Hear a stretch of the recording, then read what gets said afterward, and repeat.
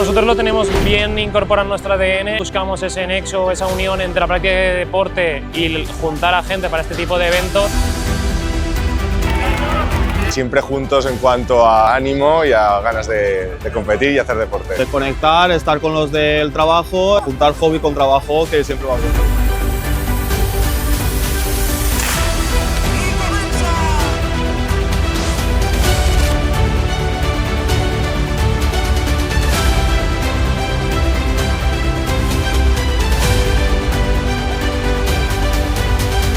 Nuestro lema es Vida Sane y entonces fomentamos este tipo de carreras para que los empleados puedan participar y lleven unos hábitos de vida saludables.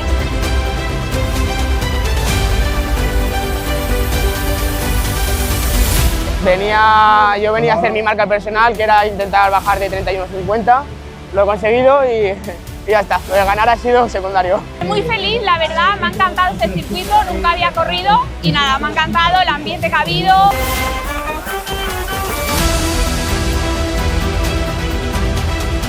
Es un orgullo que salga al mundo de tercera edad con visibilidad. Creo que un señor mayor como yo, tengo que decirlo, que un montón de gente joven me han acompañado hasta el final.